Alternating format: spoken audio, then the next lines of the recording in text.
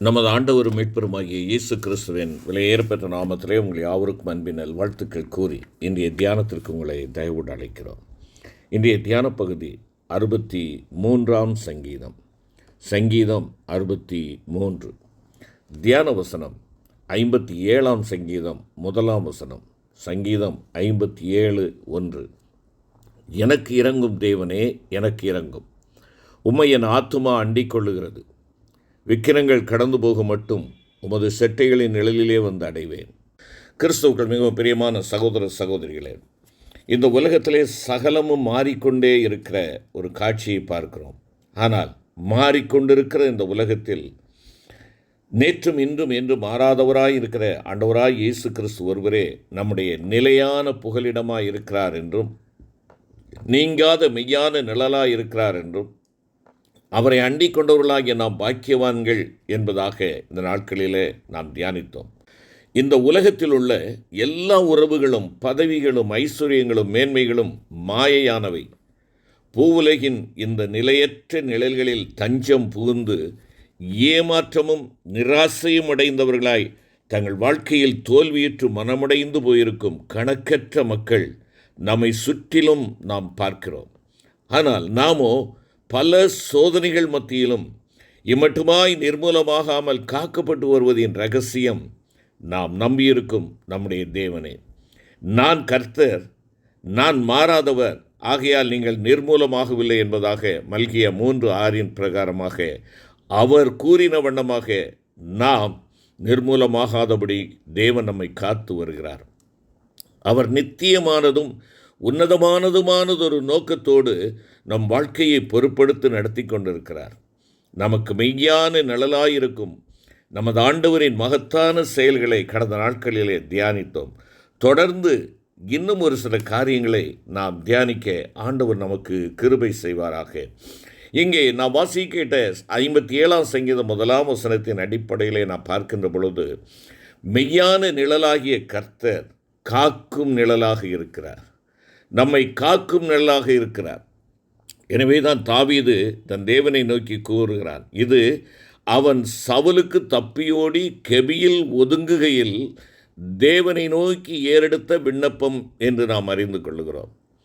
தான் தேவனுடைய செட்டைகளின் நிழலையே தன் தஞ்சமாக கொண்டிருக்கிறபடியினால், அதாவது அவரையே தன் நம்பிக்கையாக கொண்டிருக்கிறபடியினால், அவர் தனக்காக யாவையும் செய்து முடிப்பார் என்றும், அவர் தனக்கு பரலோகத்திலிருந்து ஒத்தாசை அனுப்பி தன்னை விடுவிப்பார் என்றும் அவர் கூறுகிறதை பார்க்க முடிகிறது.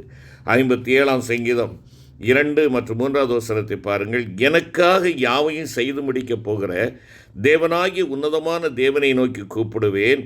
என்னை விழுங்க பார்க்கிறவன் என்னை நிந்திக்கையில் அவர் பரலோகத்திலிருந்து ஒத்தாசை அனுப்பி என்னை ரட்சித்தார். தேவன் தமது கிருபையையும் தமது சத்தியத்தையும் அனுப்புவார் என்பதாக அங்கே குறிப்பிடுகிறார். தேவனுடைய செட்டைகளின் கீழ் உள்ள பாதுகாப்பை அவன் தான் நெருக்கப்பட்ட வேளைகளிலெல்லாம் அனுபவித்திருக்கிறார். ஆகையினாலே நீர் எனக்கு துணையாயிருந்ததினால் உமது செட்டைகளின் நிழலிலே களி கூறுகிறேன் என்பதாக 63ஆம் சங்கீதம் 7ஆம் வசனத்திலே குறிப்பிடுகிறார். அவரது செட்டைகளின் கீழ் தனக்கிருந்த பாதுகாப்பை அறிக்கை செய்கிறான். அவனுக்கு விரோதமாய் சத்துருக்கள் எழும்பிய போதெல்லாம் அவன் தன் தேவனையே தனக்கு அடைக்கலமாக கொண்டிருந்தான்.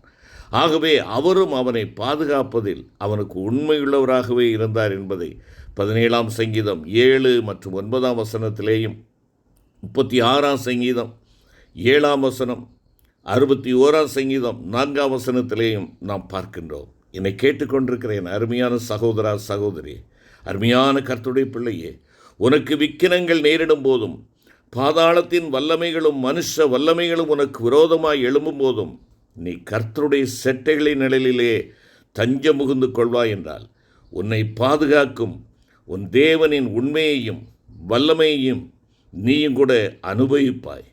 வியாதிகளும் பலவீனங்களும் உன்னை தாக்க முற்படுகின்ற பொழுது தேவனுடைய செட்டைகளின் கீழ் நீ தெய்வீக சுகத்தையும் ஆரோக்கியத்தையும் அனுபவிக்க முடியும். அதைத்தான் மல்கியா 4ஆம் அதிகாரம் 2வது வசனம் நமக்கு குறிப்பிடுகிறது. அருமையான கர்த்தருடைய பிள்ளைகளே, தனிமை உணர்வும் வெறுமை உணர்வும் நம்பிக்கையின்மையும் உன்னுடைய உள்ளத்தை வதைக்கின்ற பொழுது இஸ்ரவேலின் தேவனாகிய கர்த்தருடைய செட்டைகளின் கீழ் நீ நிறைவான பலனையும் ஆசீர்வதிக்கப்படுவதொரு வருங்காலத்தையும் பெற்று அனுபவிப்பாய். சத்துருவின் வல்லமைகள் உன்னை சூழ்ந்து கொள்ளும் போது உன்னதமானவருடைய செட்டைகளின் கீழ் நீ பலத்த பாதுகாப்பை பெற்று அனுபவிப்பாய். இந்த உலக ஜனங்கள் தங்கள் பாதுகாப்புக்காக நம்பிக்கொண்டிருக்கும் பொய்யான நிழல்கள் யாவும் அவர்களது இக்கட்டான சூழ்நிலைகளில் அவர்களை கைவிட்டு அவர்களை விட்டு விலகி போகும். ஆனால் மெய்யான நிழலாயிருக்கிற நம்முடைய ஆண்டவராகிய கர்த்தரோ ஒருபோதும் நம்மை கைவிடுவதில்லை. கானானின் குடிகள் தங்கள் மாம்ச பலத்திலும் பராக்கிரமத்திலும் தங்களுக்கு இருந்த ராட்சத வல்லமையிலும் நம்பிக்கை வைத்திருந்தார்கள். அவர்களை காத்து வந்த அப்பொய்யான நிழல் அவர்களது இக்கட்டான நேரத்தில் அவர்களை கைவிட்டு விலகி போயிற்று. ஆனால் ஆண்டவர் சொல்லுகிறார், நான் உன்னை விட்டு விலகுவதும் இல்லை, உன்னை கைவிடுவதும் இல்லை என்று. அருமையான கர்த்தருடைய பிள்ளைகளை, வாக்கு கொடுத்த ஆண்டவர் யோசுவாவோடும் தம்முடைய ஜனங்களோடும் கூடவே இருந்து அவர்களை கடைசி வரை காத்து வழிநடத்தினார். கர்த்தரையே தங்கள் நிழலாக கொண்டிருந்த யோசுவாவும் காலேபும் அவர்களை காத்த நிழல் அவர்களை விட்டு விலகி போயிற்று. கர்த்தர் நம்மோடே இருக்கிறார் என்று எண்ணாகமம் 14:9 குறிப்பிடுகிறார். கர்த்தராகிய நான் அதை காப்பாற்றி ஒருவரும் அதை சேதப்படுத்தாதபடிக்கு அதை இரவும் பகலும் காத்துக்கொள்வேன் என்பதாக ஏசாயா 27:3 வாசிக்கிறோம். எரேமியா 1:8 சொல்லுகிறது, உன்னை காக்கும்படிக்கு நான் உன்னுடனே இருக்கிறேன் என்று.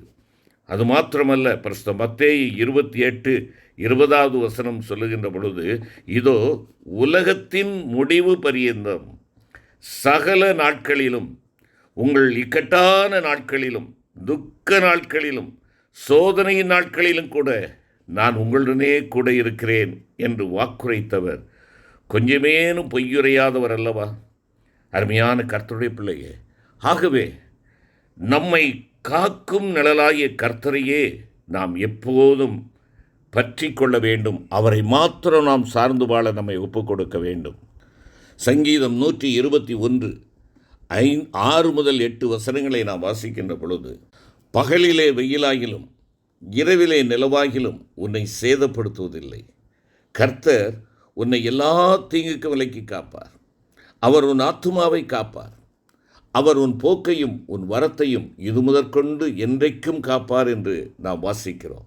ஆமர்மையான கர்த்தருடைய பிள்ளைகளே, பகலுக்கு அடுத்த காரியமாக இருந்தாலும் சரி, ஒருவேளை பகல் என்று சொல்கின்ற பொழுது மகிழ்ச்சியை குறிக்கின்ற ஒரு வார்த்தையாக இருக்கிறது.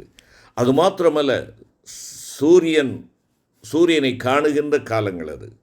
ஆகையினாலே சூரியனினாலே ஏற்படுகிற எந்த விதமான போராட்டங்களும் பிரச்சனைகளும் நமக்கு எதிராக செயல்படுகிற காரியங்களாக இருந்தாலும் சரி, அது சூரிய கிரணமாக இருக்கலாம், சூரிய கதிர்களின் மூலமாக உண்டாகக்கூடிய பலவிதமான தீங்கான காரியங்களாக இருக்கலாம், பலவீனப்படுத்துகின்ற அசௌகரியத்தை கொடுக்கக்கூடிய சுகவீனத்தை கொடுக்கக்கூடிய காரியங்களாக இருக்கலாம். ஆண்டவர் சொல்லுகிறார், பகலிலே வெயிலாகிலும் உன்னை சேதப்படுத்துவதில்லை, நான் உன்னை காக்கிறேன். இரவிலே நிலவாகிலும் உன்னை சேதப்படுத்துவதில்லை. இரவு என்று சொல்லுகின்ற பொழுது கஷ்ட காலங்கள், துக்க காலங்கள், நாம் சந்திக்கின்ற நெருக்கங்கள், கண்ணீர்கள், இவைகளும் உன்னை சேதப்படுத்துவதில்லை என்பதாக சொல்லுகிறார்.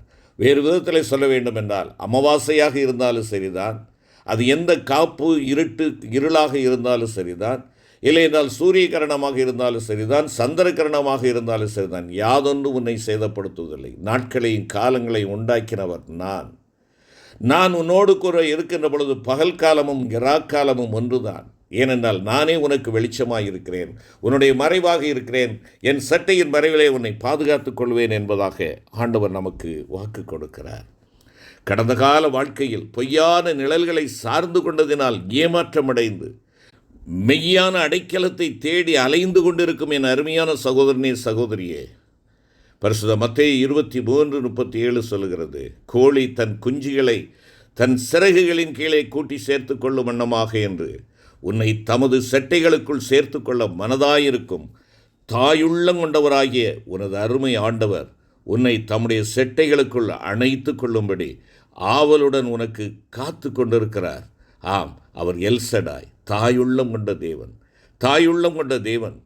அது மாத்திரமல்ல, நீதிமொழிகள் 1:33 சொல்கிறது, எனக்கு செவி கொடுக்கிறவன் எவனோ அவன் விக்கிரமின்றி வாசம் பண்ணி ஆபத்திற்கு பயப்படாமல் அமைதியாயிருப்பான் என்பதாக கூறுகிறார். அருமையான கர்த்தருடைய பிள்ளைகளே, இந்த தேவனுடைய சமூகத்தில் காக்கும் நிழலாக இருக்கிற அவரை மாத்திரம் நீ பற்றி கொண்டு அவரிலே உறுதியாய் நிற்க உன்னை அர்ப்பணிக்க மாட்டாயா? செபிப்போம். கிருபை நிறைந்த ஆண்டவரே, அநாதி தேவனே, உனக்கு அடைக்கலம், அவருடைய நித்திய புயங்கள் உனக்கு ஆதாரம் என்று சொல்லுகிற உம்முடைய வாக்கு தத்தங்களுக்காய் நன்றி ராஜா. உம்முடைய வாக்கை நம்பி உம்முடைய பாதத்தண்டையிலே வந்து நிற்கிறோம். எங்களை ஏற்றுக்கொள்ளும். உம்முடைய சட்டையின் மறைவில் எங்களை காத்துக்கொள்ளும். எங்கள் ஆண்டவர் இயேசு கிறிஸ்து மூலம் வேண்டிக் கொள்கிறோம் நல்ல பிதாவே. ஆமென்.